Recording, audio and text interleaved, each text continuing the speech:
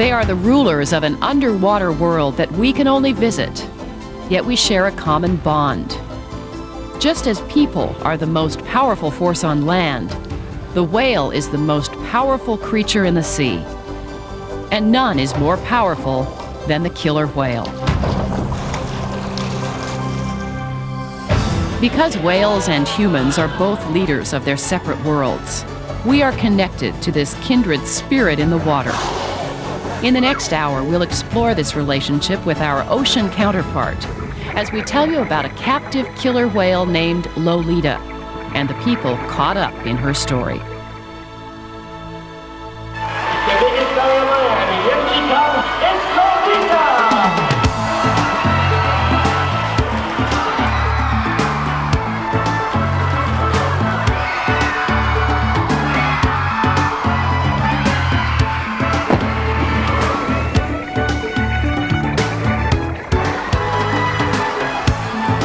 For more than 25 years, 2 times a day, 365 days a year, Lolita, the orca whale, has been delighting audiences with her performances at the Miami Seaquarium.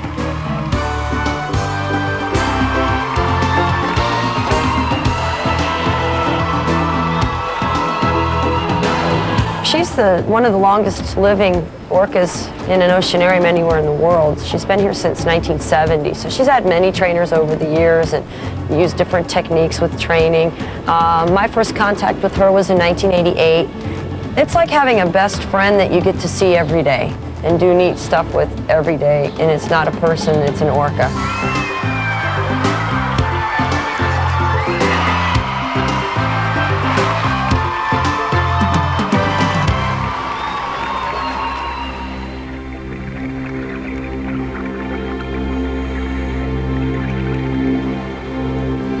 Lolita and her trainer, Marcia Henton, look forward to their quiet times together between performances.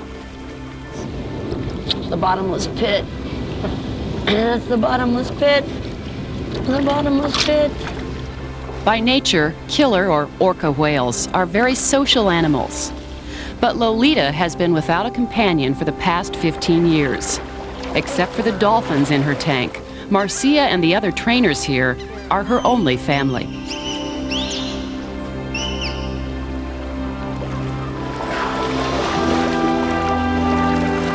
She loves it when the trainers enter the water with her.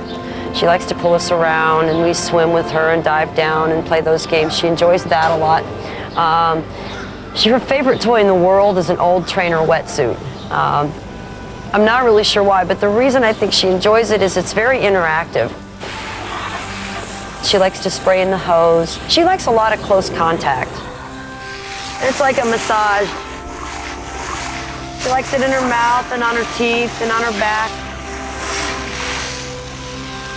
It's a very unique experience, and I'm charged with the responsibility that this animal's care is in my hands. Here, let me look in that blowhole and see what's going on in there, huh?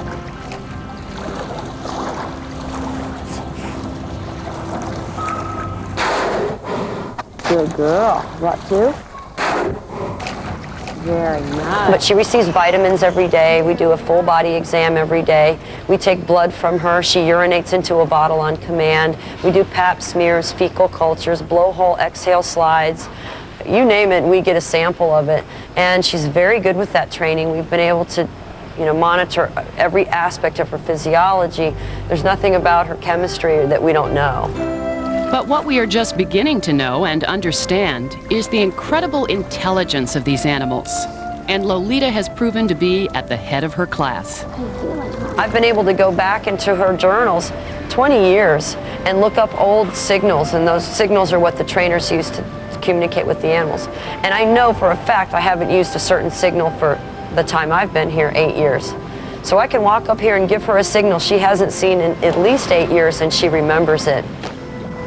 When she comes over to me or when we're interacting together, she looks right into my eyes. It almost feels like my soul is open to her. Lately, Lolita has been touching souls and making waves that reach far beyond her seaquarium pool. Her excellent health makes her a good candidate for reintroduction to the wild, a subject that is causing controversy worldwide.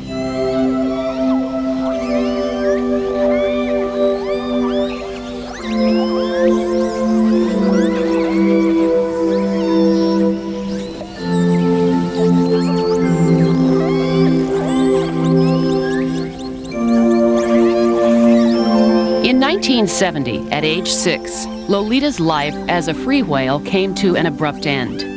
She was captured, along with dozens of other whales near Seattle, in the waters of Puget Sound.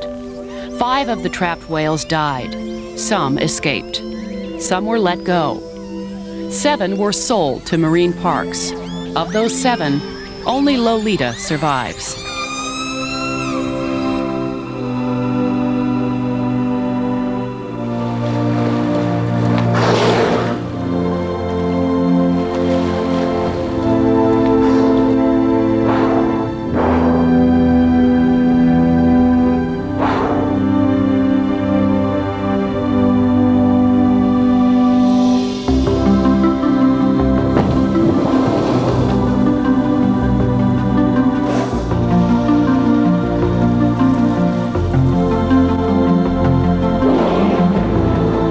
Many members of Lolita's family have been identified, still residing in Washington's waters. Would they remember her? Would she remember them? Many people from the state of Washington want Lolita to come home. The Seaquarium's owner, Arthur Hertz, and Lolita's trainers say she's not for sale.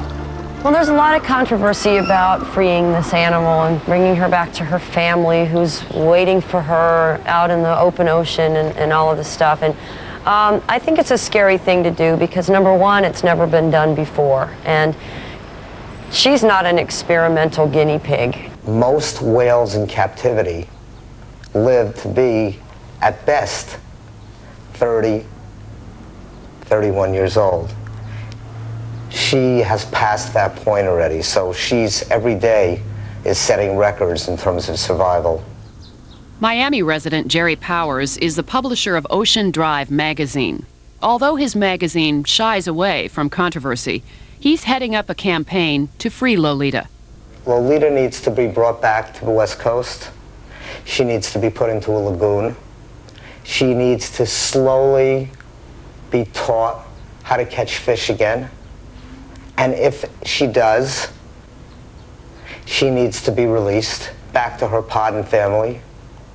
And if she doesn't, you leave her in a lagoon for the rest of her life and, like, you know, take care of her and let her at least not be forced to perform tricks for food.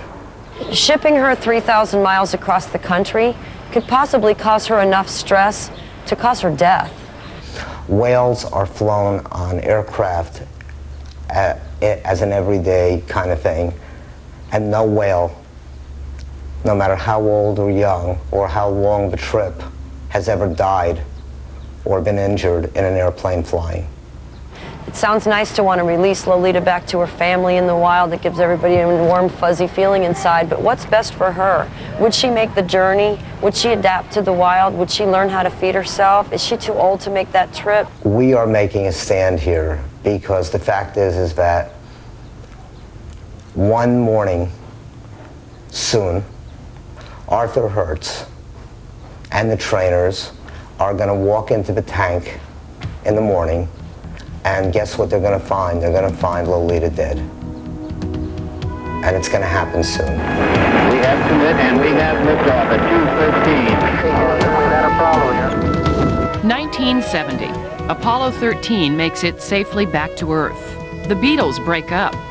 The first 747 enters service, and Lolita is captured.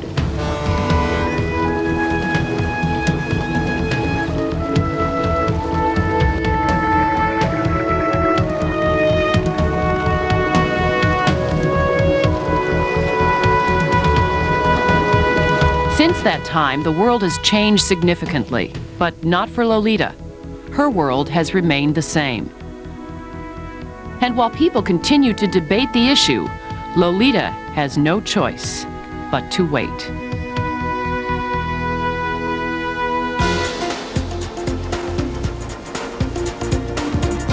Next, we'll spend some time with Lolita's family in the wild, and we'll meet the man who wants her to phone home. We felt it would be entirely appropriate to allow her to have a speaker in her tank that her family could live via satellite link talk to her.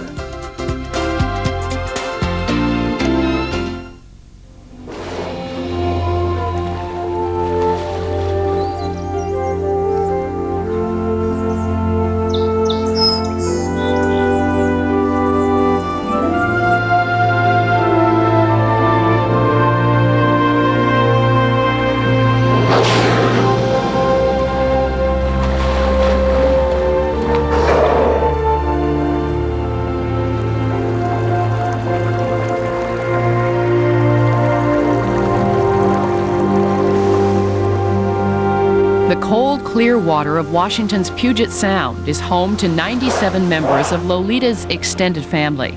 It is also the home of whale biologist Ken Balcom. As director of the Center for Whale Research, Ken is one of the world's best-known authorities on orca whale behavior.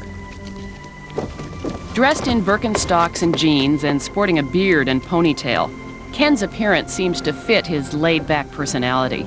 One gets the feeling that very little disturbs this soft-spoken man. Very little except the subject of Lolita and the Seaquarium's refusal to discuss her freedom. I don't believe in butting into anybody's business. It's just that at this point in Lolita's life and my life and probably her owner's life, we're at a crossroads. Either a new way is perceived as how we're going to deal with these animals, not in a concrete bowl in solitary confinement for media, entertainment, enjoyment, but appreciate their life in the wild.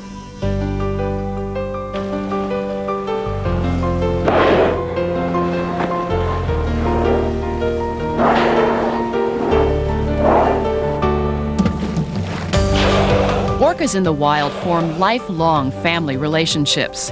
They can live well into their 70s. Even the males stay with their family group or pod for their entire lifetime. There are 3 pods living here in the Puget Sound area, J, K, and L pod.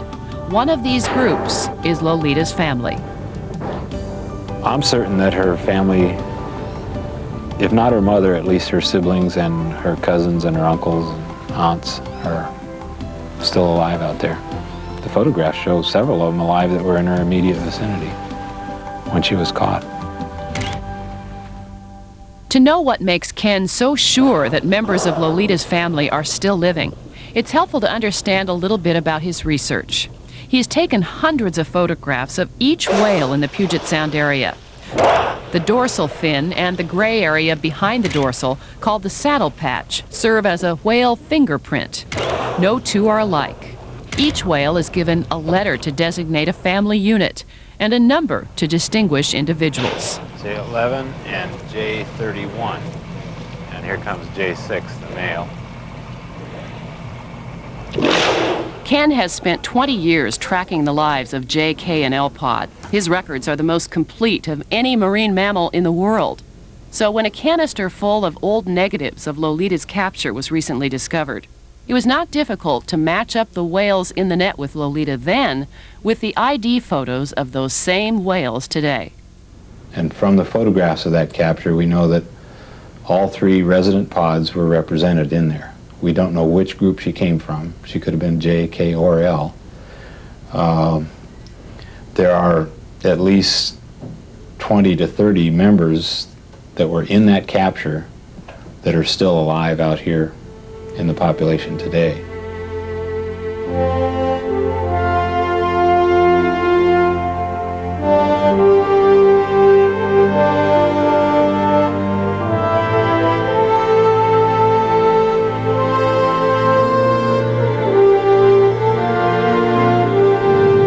An orca's world revolves around sound. It is as important to whales as sight is to humans. Sound is used to locate food and to communicate with each other. Ken has spent years collecting the dialects of each pod. The first step in his plan to reintroduce Lolita to her family is to hook up a whale-to-whale phone call. We felt it would be entirely appropriate to allow her to have a speaker in her tank that her family could live via satellite link talk to her and have a hydrophone and a speaker in the wild environment here where she could talk back. If Lolita recognizes her family's calls and they recognize her, the next step would be to bring her back home. Accompanied by her trainers and vets, she would learn how to be a wild whale again while living in a netted cove. Well, a lot of people think that Lolita would just be taken out and dumped in the water here, and that's not at all the case, is it? I mean, you have a pretty well-established plan. It has never been our intent to just drop Lolita back into the ocean. I believe that the best we can offer her is a retirement program here in her native waters. She's going to be acquainted with kelp, with tides, with, natural sea life all around her. She's going to be reintroduced to you know, a plentiful environment instead of just a concrete bowl. And we do plan to offer her live fish so that as she is becoming acquainted with the area, live fish will be presented. She can enjoy the capture of her own food.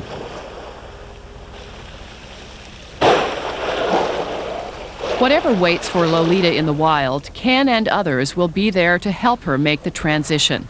Ultimately, she would decide whether to rejoin her family or to remain under human care within a netted cove. I don't think that it's our role or their role to be our slaves for entertainment and our cash flow.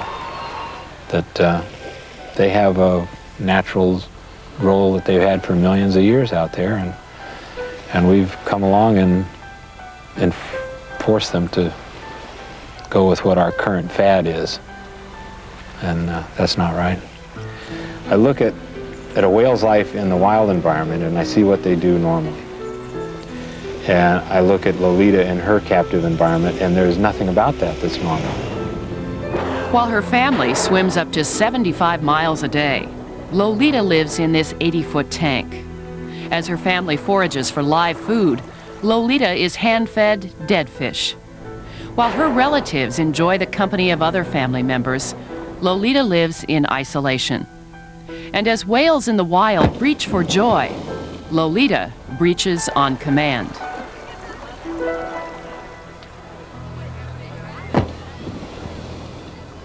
And why would this be the perfect cove? What makes this? For Ken Balcom, the dream is to be standing here watching as the net at the mouth of this cove opens and Lolita swims out to be reunited with her family.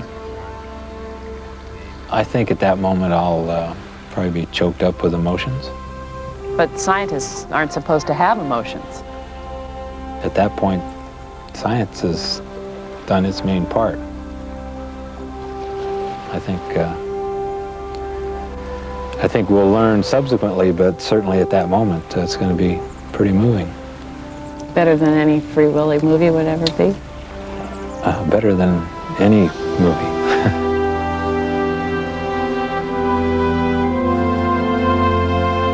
Next, a rare interview with the man who was the first to show the world the true spirit of the whale called killer. Just the physical touching of a killer whale is electrifying, and it marks people for life.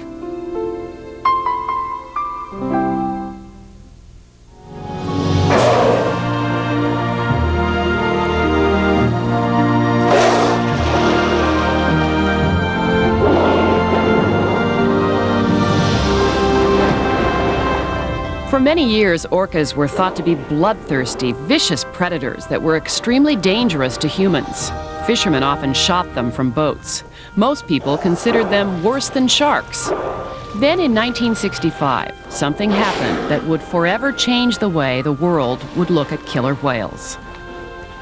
Somewhere in my mind is this Greek coin with a boy on a dolphin, and I'm thinking to myself, did this really happen, or could I make it happen? Here's a killer whale, a very large whale. Except for the name killer, it's just a dolphin in the sea, and I'm thinking perhaps I can ride that animal. So I began a plan for getting a whale for myself. For most of his life, Ted Griffin dreamed of riding a killer whale. In 1965, at age 29, Ted owned an aquarium located on Seattle's waterfront. One day, his phone rang. Would he be interested in buying a killer whale that was accidentally caught up in a fisherman's net? Ted, of course, said yes. He'd spent an entire lifetime dreaming up plans for a whale. What he couldn't have imagined, even in his wildest dreams, is what the whale had planned for him. What happens to your $8,000 if you lose the whale? If the whale dies or gets away, we're out $8,000 plus an additional $2,000 to $3,000 we've already spent in securing it. And I paid $8,000 cash, as is, where is, with no idea of how I was going to get the whale home. Ted had a problem. The whale was being held in a small rocky cove surrounded by nets in Namu, British Columbia, some 450 miles away. How would he transport the 4-ton, 22-foot-long whale back to Seattle? I went over and purchased 4,000 pounds of structural steel, flew it to Port Hardy without a permit. We dropped it on the ground. The plane left. I hired a truck that was driving down the freeway, put the steel on the truck, drove it to the dock at the town of Port Hardy, British Columbia, got it on a freighter, got to Namu the next day, unloaded it, and had the fishing boat captains weld the pen for me. And it all happened like a dream. 2 days later, Ted had his whale pen, but it was too heavy to move off the dock. I turned around and looked at all these townfolk who were sitting on fish boxes and oil drums all around. And I said, would you help? And almost like the whole side of the hill got up. 100 and some people got up, they walked down, they all picked up a little piece of the pen, and they picked it up off the dock and they took it over to the edge and they dropped it in the bay.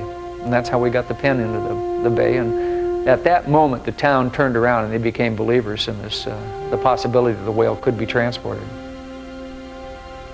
Ted named the whale Namu after the town that had helped him. Well, here we are aboard the pen of the Namu, and she's underway. A couple of minutes. What does this sound like? Your pen is awful low around the outside, Ted. Is there any danger of losing that? During the 19-day journey to Seattle, Namu became an international celebrity. Ted Griffin became a folk hero. Together, they made the front page of Seattle newspapers for 4 weeks running. Ted, that's keys to the city.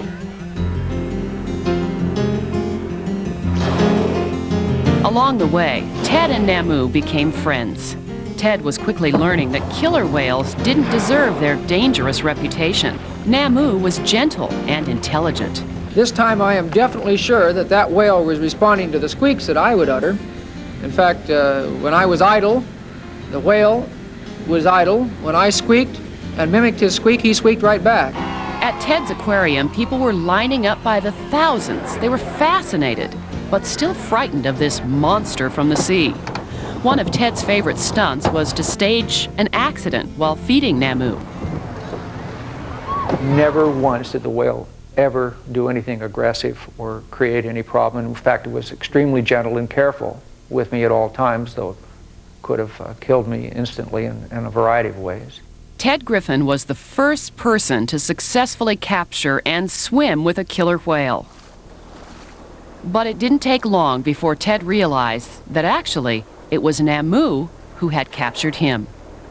You look back on the experience and you say, I taught that whale a lot, and slowly but surely you begin to realize that the whale taught you a lot.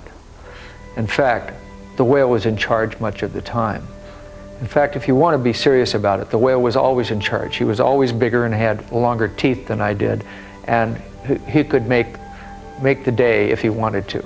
So once I knew that and I experienced that and understood that the whale was actually interacting with me and training me and creating a companion, if you will, for him under his circumstances, it brought me to my knees when I realized that I was dealing with something of this enormous intellect and capability. Because of Ted's passion and obsession with Namu, the whole world changed their view of killer whales. Ted's life had changed too. Within that period of time, I became so focused and so driven to have that whale that everything else fell aside. Family, children, friends. There was nothing in my mind except that whale. Then in July of 1966, without warning, Namu died of an infection brought on by polluted water. He had lived in captivity for 11 months.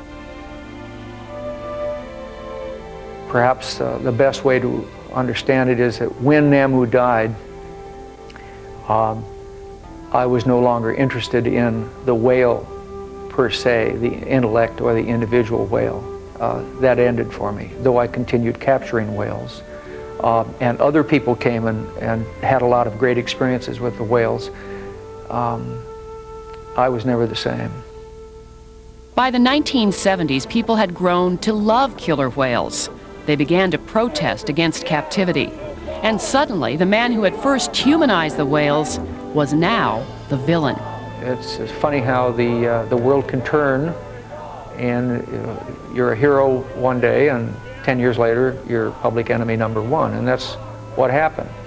I did what I did. I was driven to do it. I would do it again.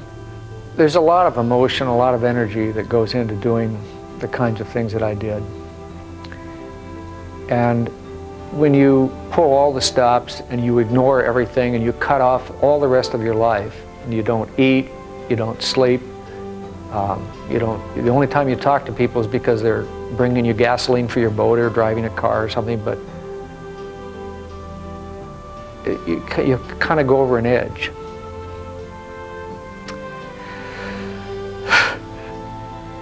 There's no way back.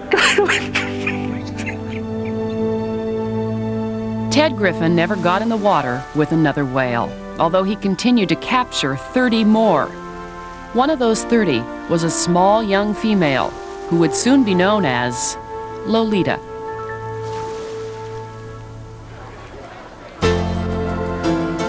Next, has Lolita been captive too long to come home? I think it's a bad idea. I mean, I'll specifically say that. It's a bad idea. I think she's a perfect candidate.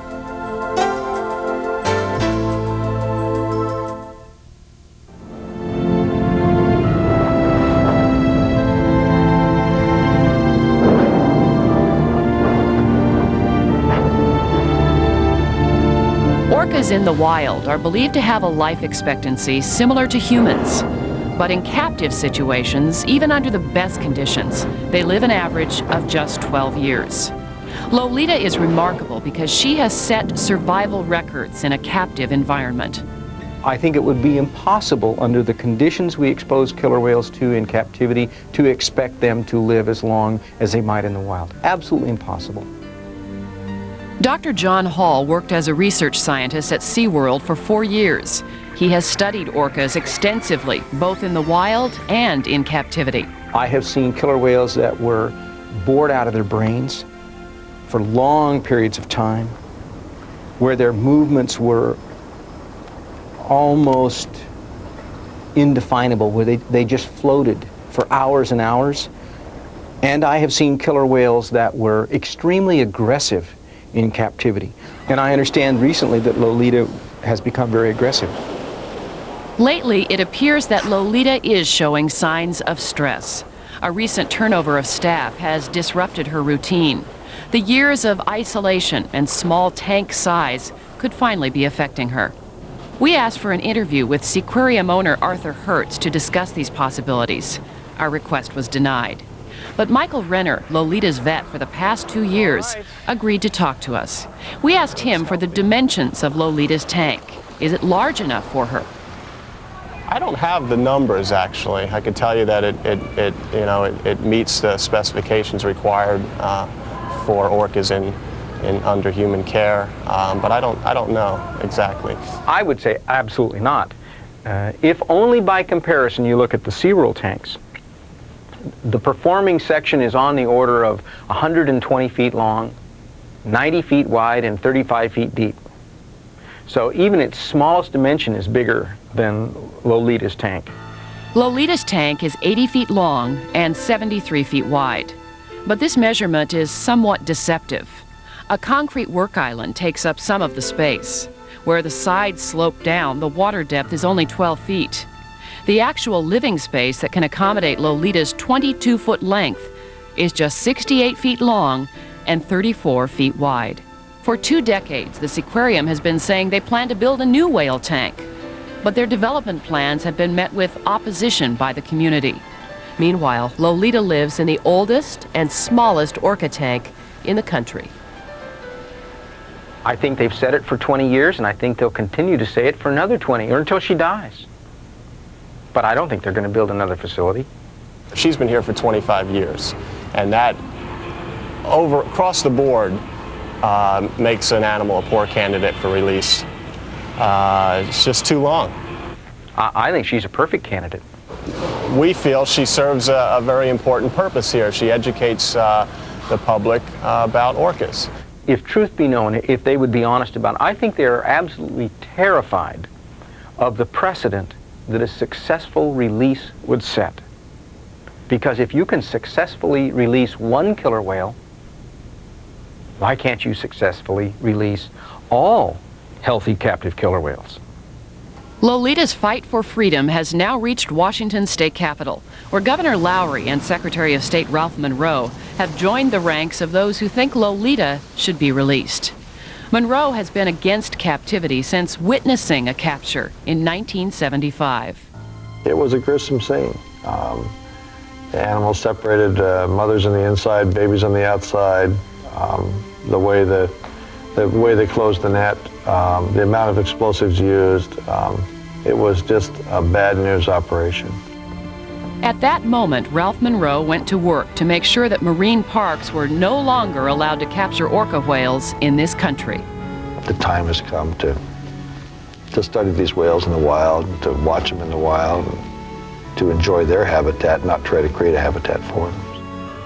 I think this aquarium should let Lolita return to her home waters and her home pod. One, because it's the right thing to do. Two, because she's done her time. She's been there 25 years. Three, she is in a lousy little facility that needs major repairs. Hopefully before Lolita's time runs out, we can prove to the world that it's possible to bring an animal back to the wild.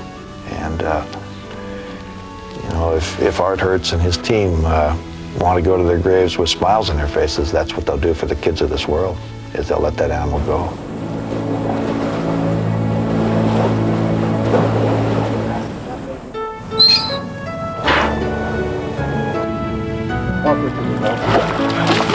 Yes. Next, the man who trained Flipper shows us why he thinks Lolita would succeed in the wild. They say it can't be done, but it's absolutely ridiculous to say that.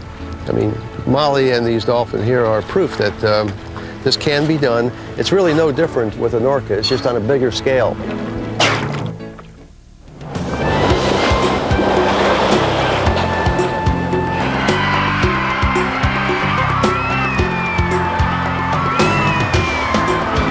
The Miami Seaquarium says one of the reasons Lolita should not be released is because she'll be unable to feed herself in the wild.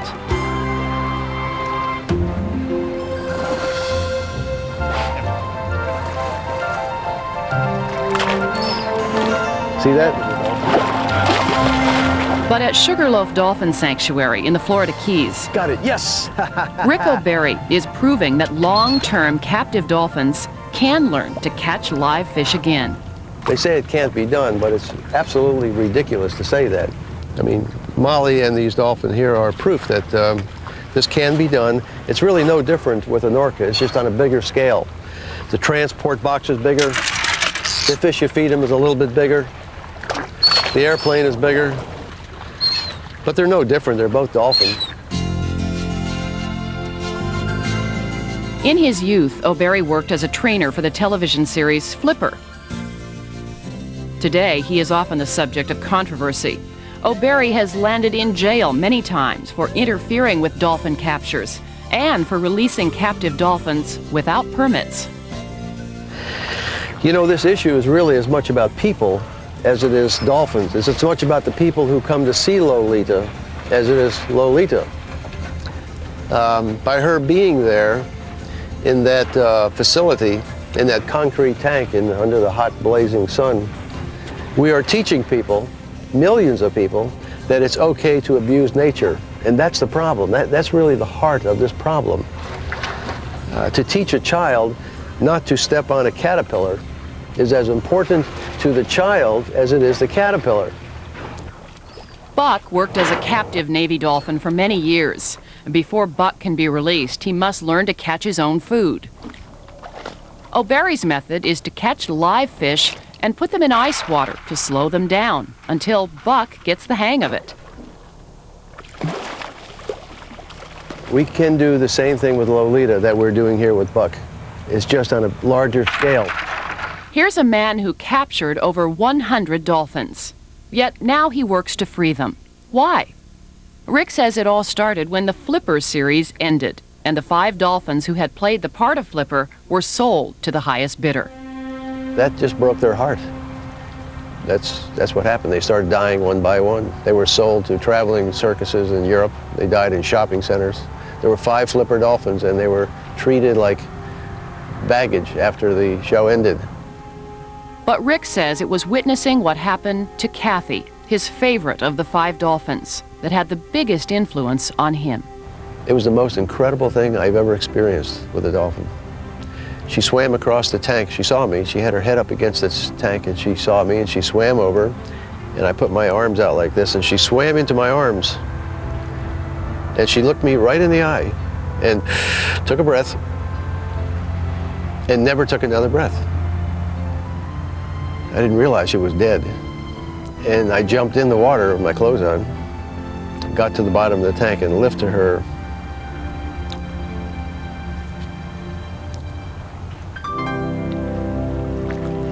But she was already dead. Kathy's death was the turning point. Soon after, Rick O'Barry became an activist. It's all about money and about the Seaquarium falling apart if she leaves. And that's why they're keeping her, to keep their jobs. It's about jobs and money. It's always about money. This billion-dollar dolphin amusement park industry is based on supply and demand like any other product. And if you can make the consumers aware of the problem and educate them, they probably will act in a responsible way and stop buying tickets. If you're wearing ivory, you are the reason the elephant is becoming extinct. It's not some hidden monster out there, it's you who is the consumer. The same is true with Lolita, Shamu, any of these dolphins. If you're buying a ticket, they're dying to amuse you.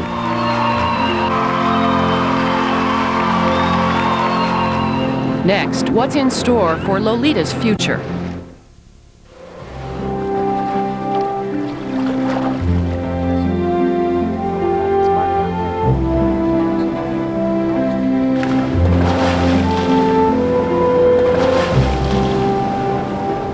No one questions that the Seaquarium employees who work with Lolita really do care for her. But the fact remains, as the debate rages on, she's living alone in the smallest and oldest facility in the country. And she's running out of time. These whales aren't prisoners. They didn't do anything wrong to be confined to a tank. Zoos and aquarium serve a valid purpose in this country, I believe, in educating people. I think that they need to be in the wild, that they do truly need to be themselves. And I think as long as they're well taken care of and have a big tank to swim in, that's a way that the children learn and are able to enjoy them close up and personal. You're not seeing the whales. You're seeing animals that are being dominated day in and day out by their trainers, by the management, told to do exactly what management and the trainers want them to do. You're seeing the body of a killer whale, but there's no way you're seeing a killer whale. In her tenure here, which is 25 years, I don't even know how many children have passed through these gates, millions by now. And when they leave here, they leave different people than when they arrived. Anybody watching this show would have to conclude at the end what they just witnessed was nothing more than a display of dominance. And it teaches us that dominance is good, dominance is right, dominance works. That's the problem. These animals are not our personal property. They belong to themselves and they belong to their own families. All these little children in America aren't stupid. They've been raised to believe that suddenly a different opinion than our grandparents had. They understand these whales are intelligent, they're smart, they represent a major part of the environment, they're part of the chain. And eventually the public's going to demand that they be left alone in the wild.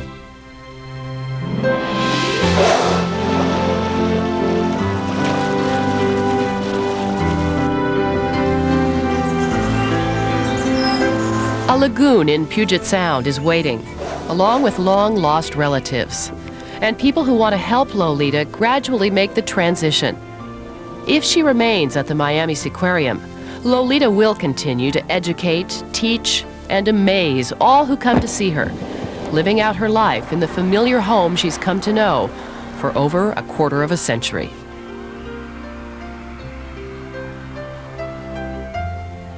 By setting Lolita free to return to her natural world, many people believe that she could become the link that helps us mend our relationship with the creatures that share our planet. It could be a small step toward making it a better world for animals and for people alike. And then, perhaps, this spirit in the water could provide a lift for the human spirit as well. I'm Kathy Gertson. Thanks for watching.